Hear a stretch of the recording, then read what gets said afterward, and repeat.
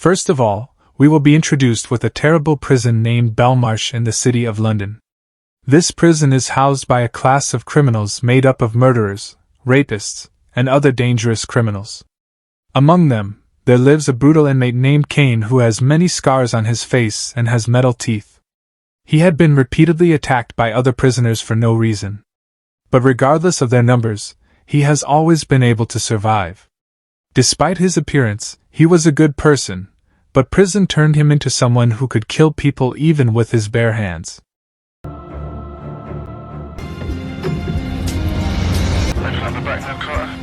Copy that. On one day, Cain was taken to the hospital to visit his ailing mother escorted by a high-security team. When he arrived at his mother's bedside, he realized that she had just passed away, and if he had arrived a little earlier, he might have had the chance to say goodbye to her. Despite his deep sadness, he shows nothing in his face and he seems to have learned to suppress his emotions in prison. After spending the last moments with his mother, in the elevator, he surprises the guards and unexpectedly starts chasing them.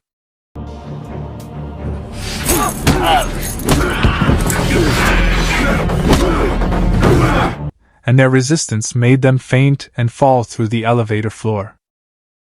In the following scene, Cain is seen trying to enter a private bar, but is stopped by the guards. After a few scuffles, Cain is able to easily take them down and enter the bar. During a smooth conversation with the talkative yet brash bartender named Bez, he introduces himself as a gang member and asks for a glass of beer. While sipping his drink, he tried to overhear the conversation of a group of people sitting on the opposite side of the bar. They were gang members who had recently curtailed their activities due to the murder of one of their members named Rook. Toon, one of the gang members who witnessed Rook's murder, began to recount the incident. In his story, while they were selling drugs at their usual hangout, they suddenly realized there was someone standing near them and staring at them in the darkness of the night. While Toon was busy with customers, Rook approached him fearlessly and tried to find out what the person wanted and why he was staring at them. When he was not given an answer, Rook got angry and tried to punch him in the face. But suddenly, he was attacked with an axe, causing his hand to be severed and fall to the ground covered in blood.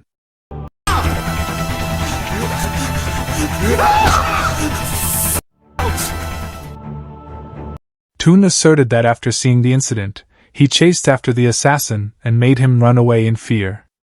At this moment, Cain laughed and started mocking Toon because he didn't think the man was tough enough to make someone run away. He claimed that Toon was lying and that he was the one who actually ran away like a coward after Rook was killed. Enraged by Cain's words, Toon denies everything and starts threatening him. The entire gang members follow him and get ready for a fight, but when Cain reveals that he is actually a maniacal killer, they all back off out of fear. Bez starts yelling and tells Cain that he can no longer stay in his bar and should leave right now. Meanwhile, the newly awakened bouncers enter the bar and attempt to beat up Cain. Come here, you fuck wanker! How is this low key, you stupid, noisy?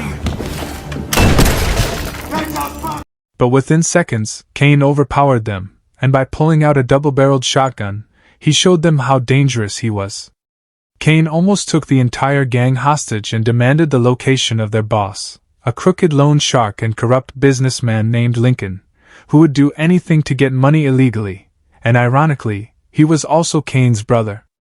Instead, he finds Hyde, Lincoln's most trusted assistant, who remembers Cain well. He introduced Cain to the rest of the gang as the boss's brother, who had made a mistake and ended up in jail. Hyde is also not afraid to make fun of the scars on Cain's face, and the possible abuse he may have suffered during his imprisonment. At this point, one of the bouncers attacked Cain. But before he could grab it, he was shot in the kneecap, causing his leg to shatter. As she was in great pain, she started screaming in fear. So Cain decided to kick him in the face and knock him out. Despite all the violence Hyde had seen, he didn't think that Cain was Rook's killer, because of Toon's words. Therefore, Cain solved the problem by showing them Rook's severed hand in a plastic bag, which Toon opened. Now that everyone knew that Cain was a cold-blooded, ruthless killer with a gun in his hand, they had no choice but to obey his orders. After defeating Hyde, Cain blamed him and Lincoln for his imprisonment, and ordered him to call his brother and bring him here. After doing this, Cain, who didn't mind people knowing how he became who he is now, began to tell his story. Many years ago, when Cain was still an ordinary struggling boxer, he went to his brother and asked for money to start a business. Lincoln was playing cards with his gang, Rook, and his accountant, Stokes. The trio had lost a bet on Cain because he couldn't even lose a boxing match. Before Lincoln can respond, Rook scolds Cain for his ridiculous offer and insults him. Similar to Rook, Lincoln preferred not to lend his money because of Cain's bad history. But just before he left, Lincoln stopped him and said that he could lend him the money if he did a job in return. With no other choice, Cain accepted the job without knowing what it was. He went to Hyde's office and received the required information. Cain was told that all he had to do was steal a plastic bag from a poor woman and return it to the office. Without realizing the consequences, Cain carried out the robbery. But to his surprise, the woman began to desperately chase him as if her life depended on the bag. The chase continued until the woman was hit by a car and Cain, who was stunned to see the incident, was immediately arrested.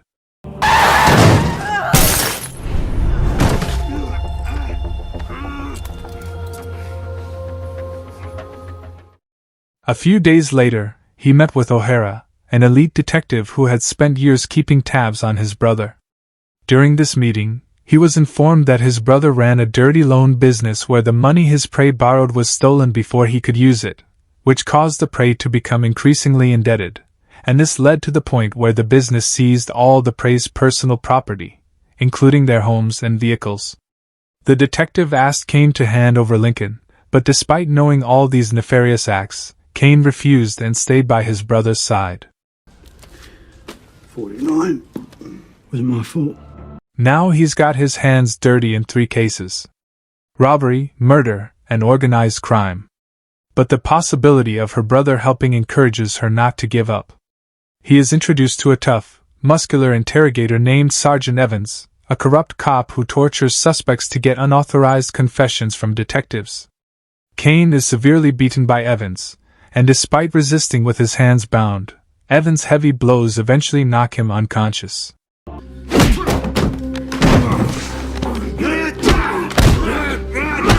cut behind your back. On the floor. Do you know what we do to cats that piss on you? Hurt you, Cain. He ended up in Marsh prison, which is the dirtiest and most violent prison and is also known as the meat grinder.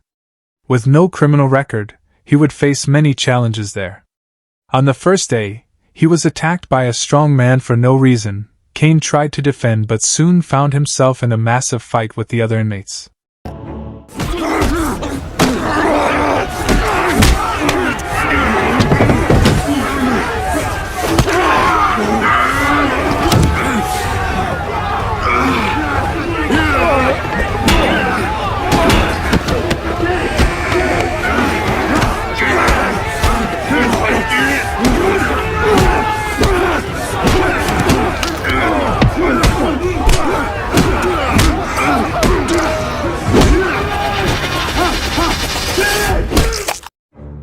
After knocking down a few of them, they finally caught him and cruelly broke his front teeth.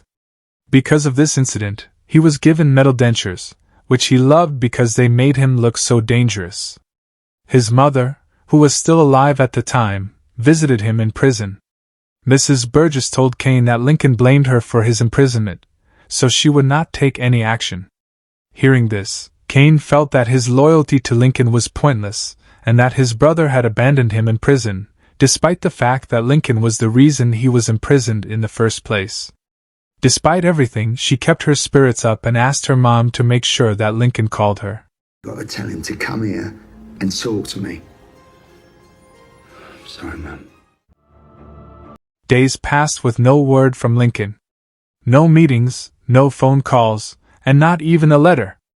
Cain finally realized that she was alone and had to stand on her own. During his imprisonment, he was often attacked by other inmates, and he never even knew their motives.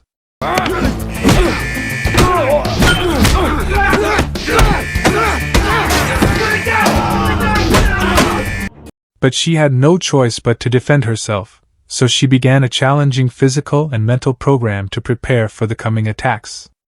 On a typical day in the prison yard, he got into a fight with 2 other prisoners. Thanks to his rigorous training program, Kane was able to easily knock both of them out with a few punches after beating them up.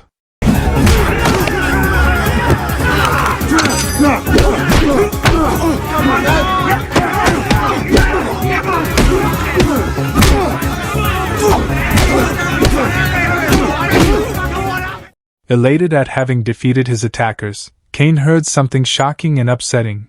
The brutally beaten prisoner informed him that his brother had set a bounty of £20,000 on his head, explaining that this was the reason for all the attacks that had befallen him day and night. Outraged at this, he now had a reason to live. The desire to avenge those who had brought this disaster upon him did not make him give up easily. The prize money lured more and more prisoners every day. However, Kane's motives and strength increased as their numbers grew.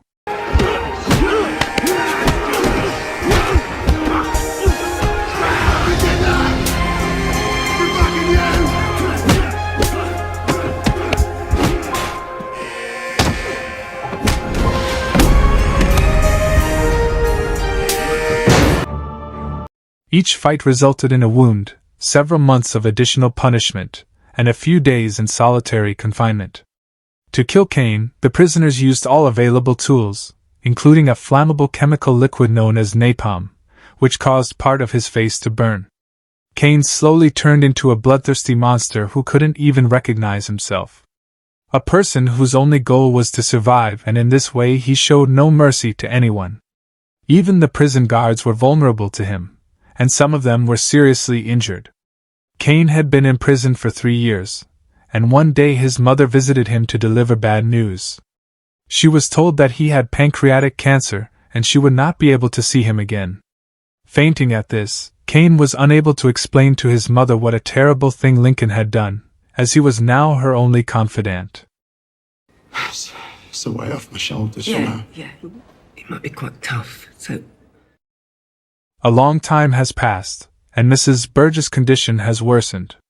Detective O'Hara visits Kane, who is being hospitalized for one of his routine conflicts.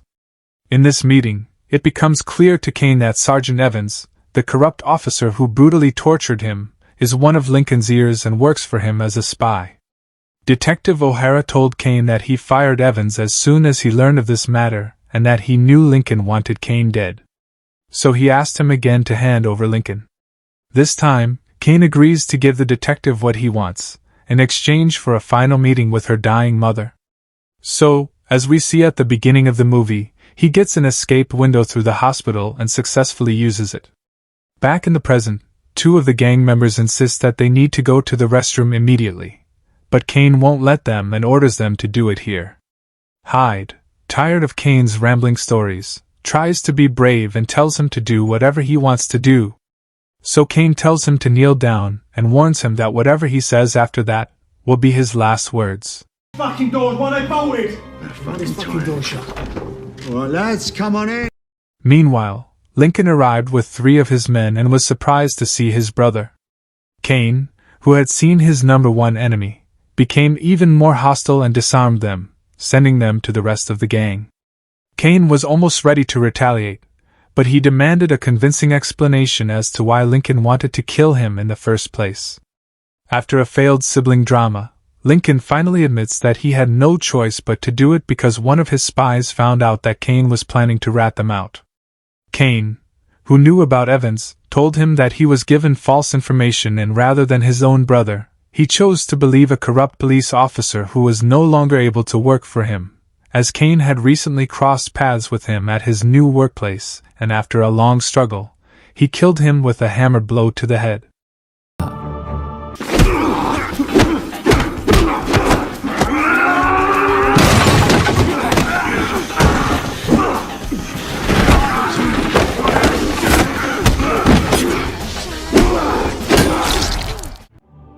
Impressed by his brother's intelligence and careful planning, Lincoln promised him a new life and a fresh start.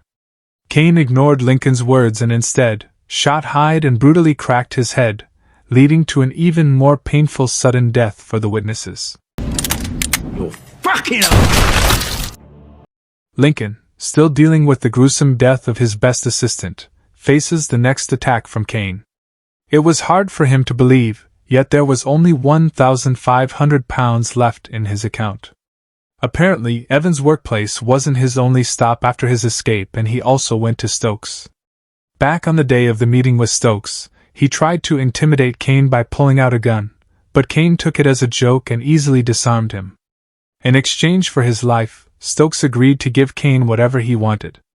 So he donated the entire £2.2 million in his account to the families affected by Lincoln's loan business. Lincoln had nothing but his gang. He thought Kane would be killed tonight, as there were only 2 bullets left for him, and there were 10 of them. However, Kane said that he only needed 1 bullet, and that was for Lincoln. When Lincoln realized that Bez was going to attack Kane from behind, he continued the trash talk. While Kane was distracted by his brother's speech, Bez hit him on the head with a bottle and sparked a fierce fight right there. Kane immediately shot one of the gangsters in the chest, but then he was quickly attacked by the others, causing him to be disarmed. Unable to fight with Kane hand to hand, the gangsters began throwing glasses and bottles at him, until Bez handed them a bag full of iron bars, hammers, and knives so that they could kill him. However, one by one they were slaughtered in gruesome ways.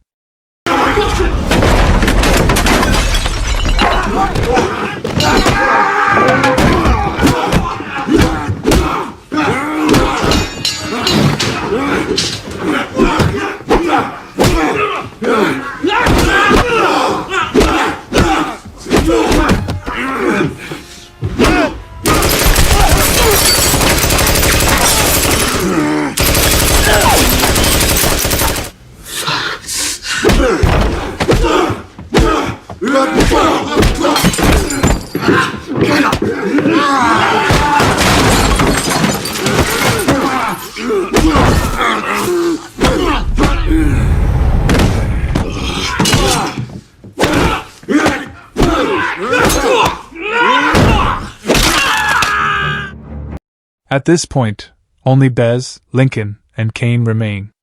With his gun pointed at Kane, Lincoln tells him that he doesn't care if the man wants to stir him up or not. He had put a bounty on his head just because he had damaged Kane's reputation among his colleagues.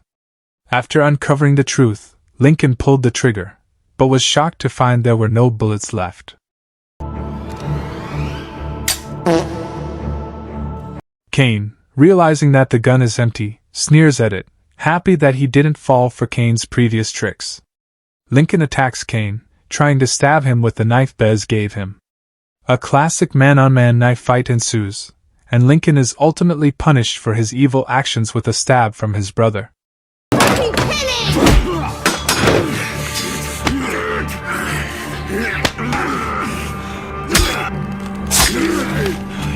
Kane, who apparently has no desire to kill a woman, not even a mouse to kill, leaves Bez with the corpus of the people he has served his whole life.